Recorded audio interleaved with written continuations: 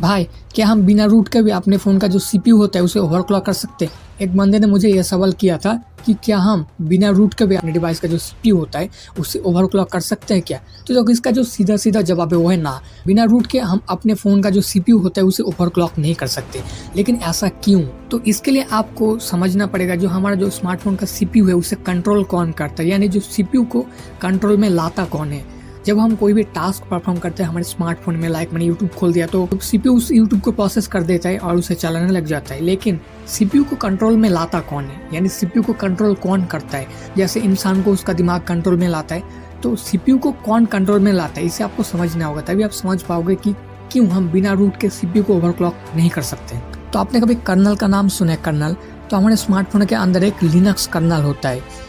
तो ये जो कर्नल होता है हमारे स्मार्टफोन का माए बाप होता है। अगर इससे कुछ हो गया ना इस कर्नल को, तो हमारा जो स्मार्टफोन है वो सॉफ्ट ब्रिक में चला जाएगा या फिर खराब हो जाएगा या फिर हार्डवेयर डैमेज भी हो सकता है हमारे स्मार्टफोन का। जैसे कैमरा काम ना करना, सीपीयू सही से काम ना करना।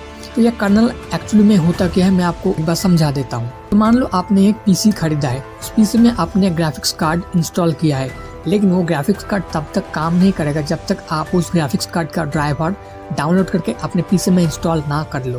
तो उस ग्राफिक्स कार्ड को कंट्रोल कौन करता है? वो ड्राइवर। तो हमारे स्मार्टफोन के अंदर भी बहुत सारे कंपोनेंट होती है हार्डवेयर के, जैसे CPU, GPU, RAM, memory, display वगैरह। तो इन हार्डवेयर को कंट्रोल में लाने के लिए उनके भी अलग अलग ड्राइवर्स होती है। ड्राइवर्स हमारा जो स्मार्टफोन का कर्नल होता है, ये जो कर्नल है उन ड्राइवर्स को कंट्रोल करते हैं। यानी हमारा जो स्मार्टफोन का कर्नल होता है वो सीपीयू के ड्राइवर को कंट्रोल करती है, जीपीयू के ड्राइवर्स को कंट्रोल करती है, डिस्प्ले, कैमरा, इन नेटवर्क, इन डिवाइस के ड्राइवर्स को कंट्रोल में लाती है। तो अगर आप सीपीयू को ओवरक्लॉक करने जाते हो तो आपको कर्नल को कंट्रोल करना होगा, क्योंकि कर्नल ही सीपीयू के ड्राइवर को कंट्रोल में लाती है। तो कर्नल को अगर आप कंट्रोल करना चाहते हो तो आपको रूट ताकत की जरूरत होगी, यानी रूट प्रिविलेजेस की जरूरत होगी। और ये जो हमारा कर्नल होता है वो हमारे फोन के सिस्टम के अंदर घुसा होता है। सिस्टम यानी बोले तो हमारे फोन का जो बूट लोडर होता है, सेकेंडरी बूट लोडर, उसके अंदर जो बूट नाम की एक पार्टीशन होती है, बूट पार्टीशन, उसके अंदर ये कर्नल होता है। और बूट पार्टीशन को एक्सेस करने के लिए आपको रूट ताकत की जरूरत होगी।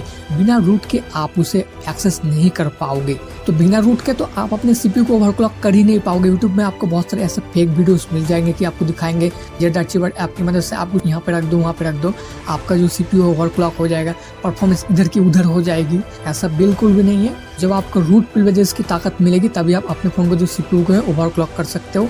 रूट ताकत पाने के बाद सबसे पहले आपको कर्नल को ट्विक करना होता है, यानी कर्नल को कंट्रोल में लाना होता है। कर्नल को कंट्रोल करके सीपीयू का जो गवर्नर होता है उसे चेंज करना होता है। सीपीयू का गवर्नर, बहुत सारे गवर्नर्स आते हैं, जैसे शेड्यूल्ड गवर्नर्स जो हमारे स्मार्टफोन में डिफॉल्ट सेट होता है बाय डिफॉल्ट।